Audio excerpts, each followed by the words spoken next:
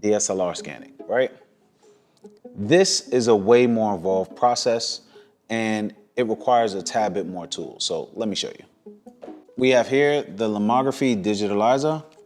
Then we also have here in this big old box, all the way from the UK, the Essential Film Holder by Cliffworth in UK. Both of these items are expensive. I know I paid over $100 for this US, but it did have to get paid for in euros through PayPal, and it took over 3 weeks to get here. I'm very big on instant gratification, so that was unpleasant. But this item right here, the digitalizer, I was able to actually get from B&H, which is right here in the heart of the city. It did cost, I believe it did cost over like 40, 50 bucks. But both of these items are tools that are used to scan film when you're using a DSLR mirrorless scanner. They both have their pros and cons. My go-to at the moment is the Essential Film Holder. I think it's pretty cool because it's completely made of 3D printed materials and it's modular, right? So it comes, well, it doesn't come with, you have to purchase it, but you have the option to purchase it with the 120 holder. There's also a 35mm holder, and then there's another 120 holder that comes with it that I didn't purchase.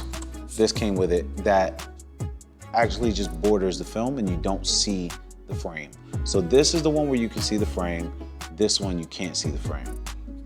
With the with the digitalizer, you do not get most of your frame. You get some of it, but you do not get most of it. So two different options, two different price points, pros and cons. Let's go into it before we go into the scanning. The digitalizer is actually really wise. It's literally a plastic piece that you flip open. It also has a one-part magnet and then a metal piece. And then there's this, all right? Who the hell thought about this? I don't know, you're a genius. It makes a lot of sense. I'll show you guys how this works shortly and why I think it's so brilliant. And then there is the, all right, let me just put that there. The Essential Film Holder, which is brilliant in itself because again, this is made of 100% 3D printed materials. And yeah, it's easier. It's a lot easier to use if you are scanning film before you cut it. After you cut your film to fit into these archival sleeves, this thing is a pain in the ass. Just because you enter the film through here, you push it through, then you gotta use your little fingers down here and this little slot down here to push the film through this other small little opening. And once you get it in through there, the film is perfectly flat, which is amazing for scans, right? Especially DSLR scanning. It's supposed to be flat so that you can get the most accurate rendering. But yeah, so once you get it in there, it's great because all you have to do after that point is just pull, pull, pull, pull. For a guy like me that shoots mostly 6.7, you'll be done with the entire roll in less than 3 minutes after you get your focusing down. This is king, at least in my rotation right now. This is king when you didn't realize you had to scan them and you've already cut your negatives. In most instances, I'm using this, but in some, I use this. So I'll show you how both of them work for the sake of this video, but the real bread and butter for this is gonna be, for this video is gonna be this. And it's gonna make a world of difference so you can actually see how fast it is. Here we go. Boom. Okay, so now what we're gonna do is we're gonna go ahead and we're gonna take our film from this film holder. Boom. We're gonna go ahead and we're gonna put it into our digitalizer, which again, I said is super simple, super easy. So what we do is we take this piece of film, we take the metal back for the digitalizer, we make sure it's in its proper place. Then we're gonna go ahead and we're gonna make sure that the film is facing right side up for this. So shiny side towards you.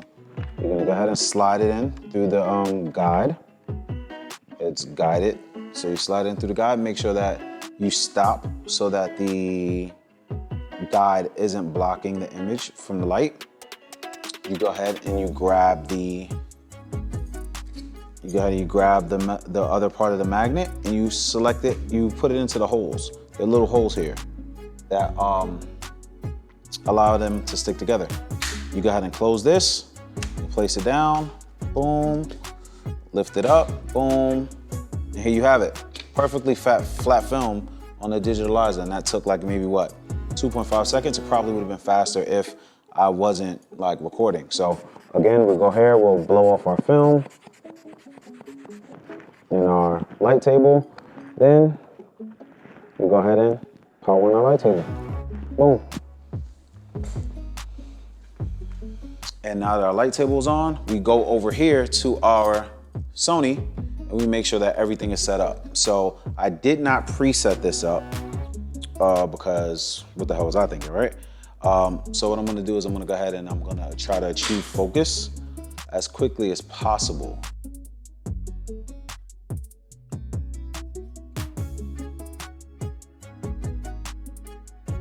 If you guys are watching this, I know you're probably thinking to yourself, why is this man using a C-stand to mount his camera to?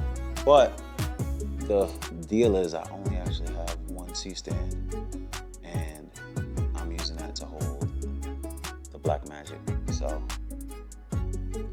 I have to use an alternative method of C-standism, which is going to be the the C-stand.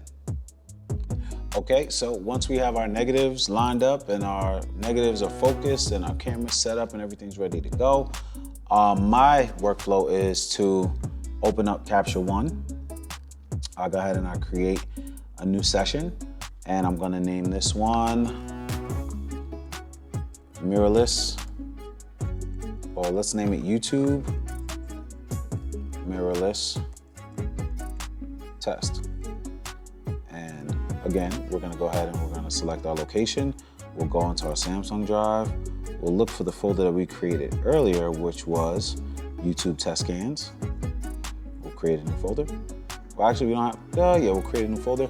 We'll call it Sony. Boom. So inside the Sony folder, that's where you find it.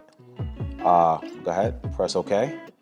And yes, it did take longer to set up the first photo for scanning than it did to do 3 images on this V600. But whenever you're scanning film, the reality is it's not very common that you're just gonna be scanning one piece of film or 1 image or 3 images. Typically, when I scan, I batch scan. So the last round of scanning that I did 7 rolls of film. Uncut with this bad boy, with the essential film holder, it took me all of maybe 35 minutes to do all 7 rolls. Because once you lock in your focus, once you lock in your settings on the camera, and once you get everything set up for your Capture One for the tether, it's seamless, it's effortless. But now, here we are. You can see my camera in camera settings. I do not have an older tether cable so that you can see the live view from the camera through Capture One. But what we're looking at here is ISO of 100, shutter speed of 1/8 of a second, and aperture of f13 to make sure everything is in focus. I also like to shoot with the camera's shutter on silent mode so that everything can go through without a hitch and there's no shaking, to make sure that there's no motion blur in our scans. So what we do is we go ahead and hit this button and boom, there you have it. That's our first image right there. I don't know if that's in focus. Let me adjust. So that's image 1.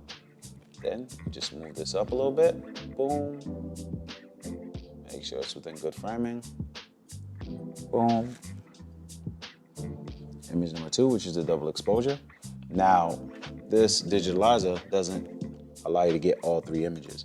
So What you gotta do is you gotta go ahead and take your metal back, reapply it. Shit, sorry. My B cam died, so I have to show you this way. You have to take your metal back, reapply it. You go ahead and open up your film holder like this. You slide your film over to make sure that the third image is within the guidelines, within the frame lines. You go ahead and you put your magnet back onto it, close it up, place it back down onto your light table, lift it up, and then there you have it. Third image is ready to rock and roll. So you line up your third image, and then you hit fire. And then boom, there you have it, our third image. So now it's time for us to go deep into the processing of taking your negatives, turning into positives, and then comparing the two. Let's go. So my process is as follows. We go through Lightroom. So you're gonna go ahead, open up Lightroom. We're gonna skip that because that's not important. We're gonna go ahead and go to our folder. So we know our folder is in our Samsung folder, our Samsung hard drive, and we're gonna just take the whole folder and we're gonna drag it and drop it onto Lightroom. I'll explain why, right? Because it's not gonna show you anything, but you hit include subfolders, press OK, and then you have everything that you just scanned. So we'll hit import, and quickly, boom, you get to see what you got. This is the embedded preview, but what we're gonna do is we're gonna go to our wide view. We'll start with our Epson V600 photos. I will be using that plugin that I mentioned earlier, which is Negative Lab Pro. So what you do is you hone in on your first image, you take your teardropper tool, and you get as much of the actual border as you can, right? It's not as much as you would like to be able to. You go ahead and you take your crop tool, you crop in on the image to avoid any of the border. You hit Control N to activate your Negative Lab Pro version 2.20, 2.2.0, and then you go ahead and select your settings. So we have a TIFF scan, it's black and white, and we're going to use default pre-saturation with a 5% buffer, border buffer. We're going to convert the negatives, and it does its magic, and boom, this is what we got. This is our image. What are our options here? We're going to set our tones to lab standard, right? We can go ahead and do all this fancy stuff, but for this process of this video, we're just going to go ahead and go with lab standard. In like Negative Lab Pro, you can go ahead and adjust your exposure or your brightness a bit. You can go ahead and boost your contrast and make it a little contrasty. Sorry again about the noise. I guess it's motorcycle season. You can go ahead and boost the lights on it and all these other options, right? We don't have to really worry about white balance for this because it's a black and white image, but my typical adjustments are to boost, darken the blacks, lighten up some of the darks, boost a little bit of the lights, and for this image, I think it's properly exposed. So what we'll do is we'll hit apply. In this, what we'll be able to do is take a deeper look. Yep, you see we got some dust on our negative, even though we did a pretty decent job at hitting it with the rocket blower. So we'll go in, we'll make our adjustments to remove our dust, make sure that it's taking good samples. It's actually a lot of dust on this. It's actually pretty annoying that it's dusty like that, but nevertheless, this is just to look into my editing process and scanning process. But we'll go ahead, we'll get the dust up out of there. Boom. And zoom out. See if there's anything else. Yes, there was actually a lot of dust. Boom, get this dust out of here.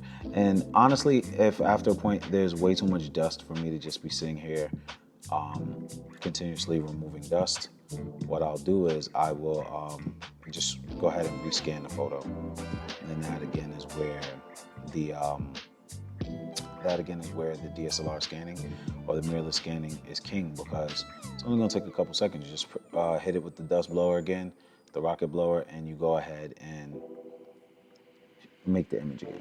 So this is the first image, right? We like it like that. There is very little to no border on it, so we'll just make sure that we recrop to get the whole frame and none of the additional border or scanner bed that was there. We straighten it out, and then we hit Command N again to get back to these settings. You hit make a copy, and then we hit add to subfolder. The reason why we're doing this is because at the moment it's still a negative. It does not become a positive until you make a copy of it and you add it to the subfolder. So what we're gonna do is we're gonna apply that, add it to the subfolder, and we've just created a positive of that image. So here we go. Next image, the double exposure that I didn't realize was there. Again, we're gonna take our eyedropper, select the border, which this had a lot more of. We're gonna go ahead and crop in to get rid of any of the additional border, and hit Control N, convert the negative. And there we have it, double exposure. For this, I would darken the blacks, bring up the darks, add a little bit more contrast, and hit apply. Jump out, we're gonna crop it to where we see a little of the border, but not much, because I mean, it's film, and people are literally adding film borders to their digital work now because they want to be like film photographers. But yeah, we'll do that.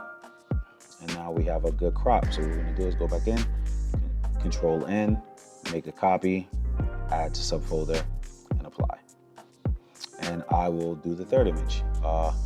Again, go in, crop, Control N, convert.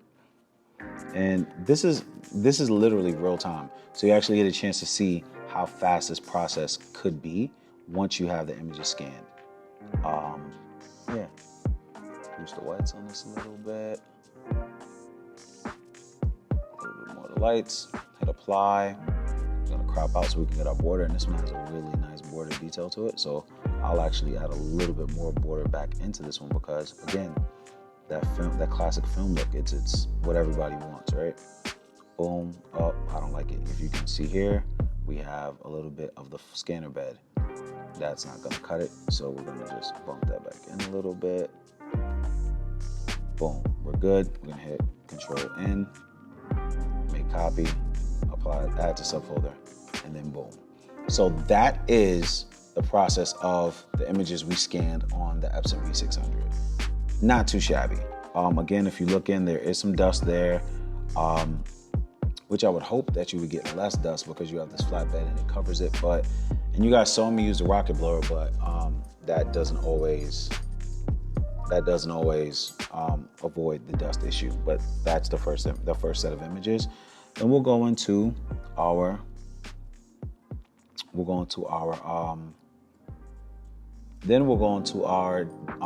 mirrorless scan photos. So same process, right? We're gonna go ahead, take our sample. We're going to adjust the image. So I'm gonna flip it so that it's the right way. We're gonna crop in.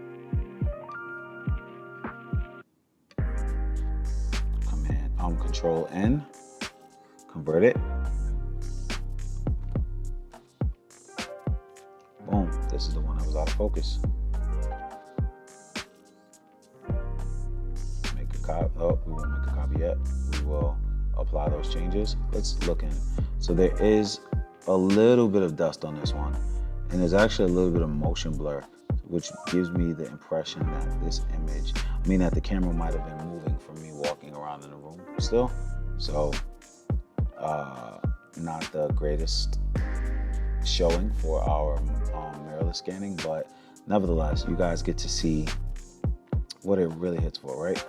Substantially less dust on this one, and I'm starting to think that maybe this image has some scratches or something on it because this dot has been consistent on both. But nevertheless, to move forward, we will go ahead and we will reapply our border. And in this image, because it's not as controlled as the scanner bed, we do have to skew some things. So I did it manually, but in Lightroom, you can go ahead and just hit auto and it'll adjust it for you, which is pretty solid. So you see here, boom, we have it. And with this image, we have most of our border. So again, that classic film look, you achieve it, you get to keep it, it's yours. Control N, make a copy, add the subfolder, boom. The second image. So here's one without the motion blur. Again, looks great. Again, substantially less dust. And what I'm realizing now is that this isn't dust. This is a mark on the door. But this is the one that was out of focus. And it still looks pretty damn solid. Off rip, I think that this is a better looking scan, but we won't cast judgment yet. We'll hit Control N. We'll make a copy. We'll add it to a subfolder. And then the next one's going to be our image of the double exposure. So again, same process. It gets a little repetitive over time, but color sample, you adjust, you crop, you convert your negative, make the adjustments.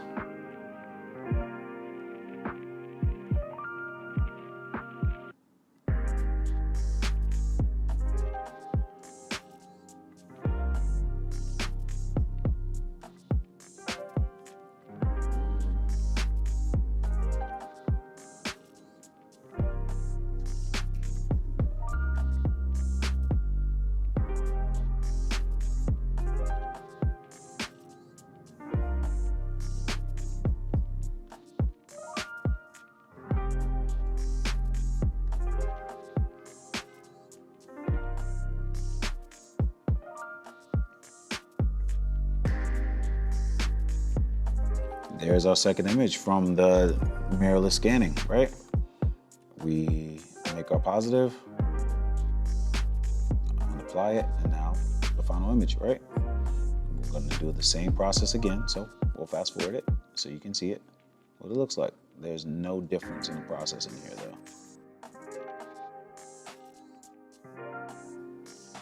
So there we have it. There's our third image. We're gonna go ahead and hit Control, and we're gonna add it to a subfolder and hit apply. We didn't make any minor adjustments to this, but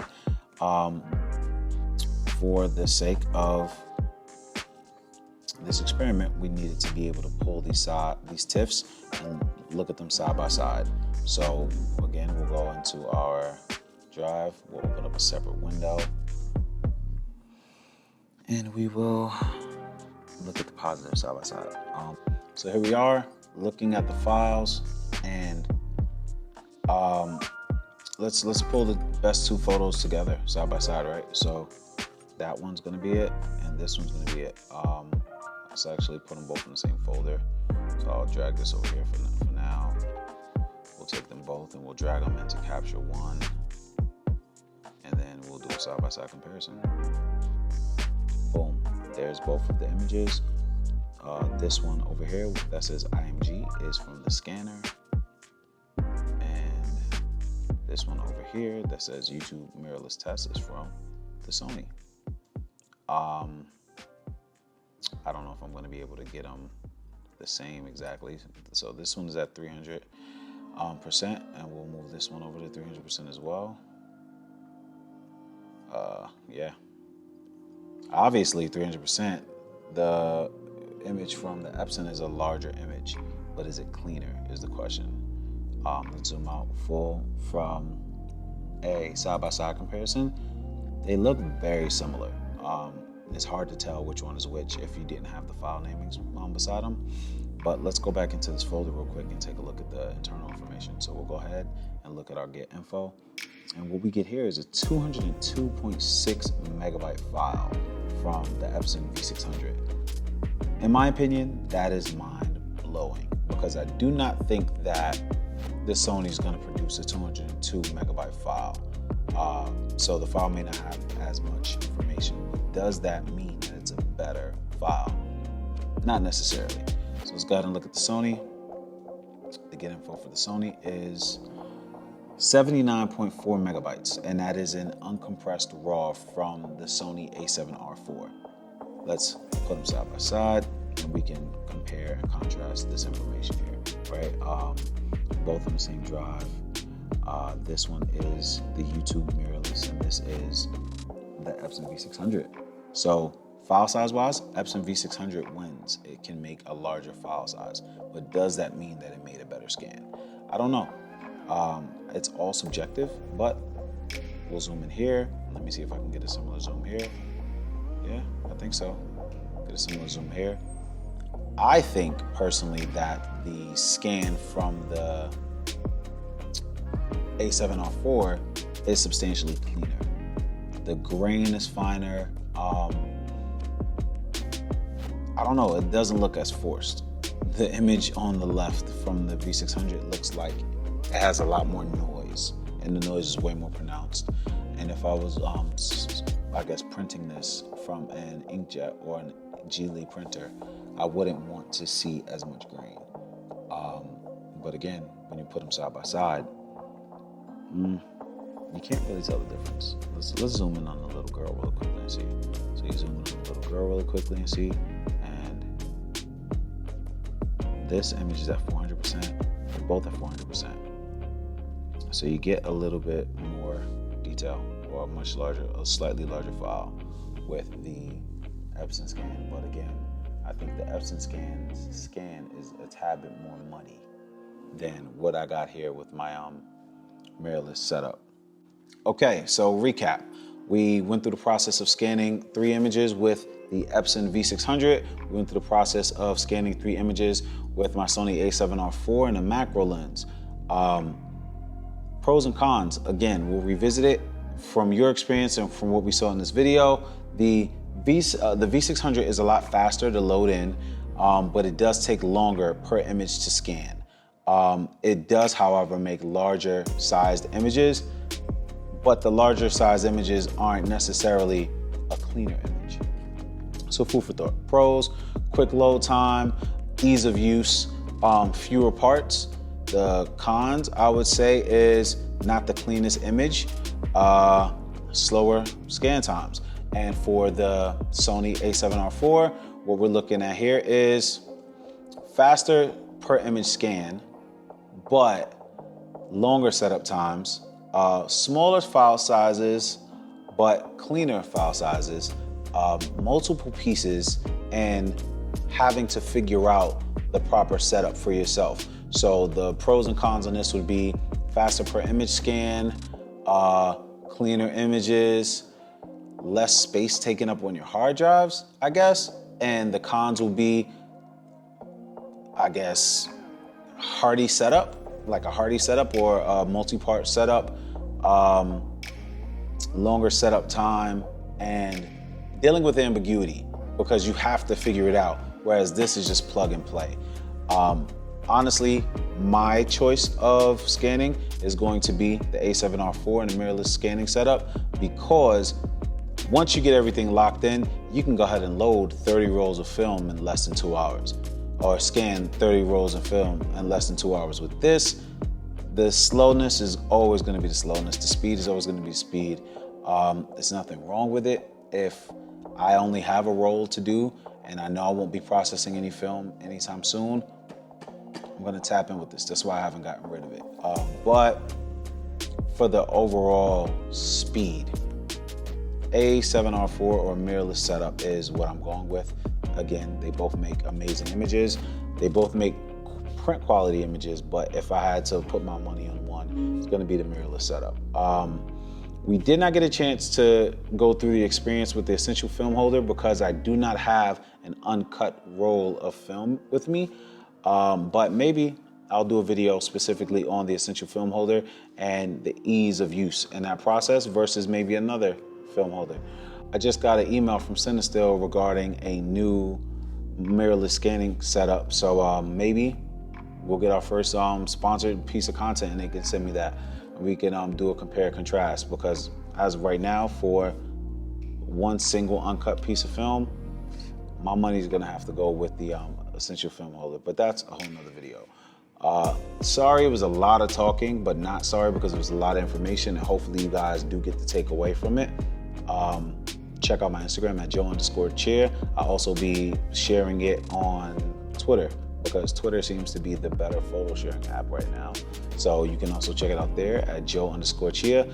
And let's discuss it, man. Give me your take on the processes, what you think I could have done better in this video, any experiences that you've had with either one, and what your takeaways are. You can leave those down in the comment section. Make sure you hit the thumbs up because I'm new to this game and I would like more people to be able to see my content, and subscribe. Thanks for tuning in. Once again, it's Joe Chea coming live from Uptown Studios. Thank you all for coming uptown.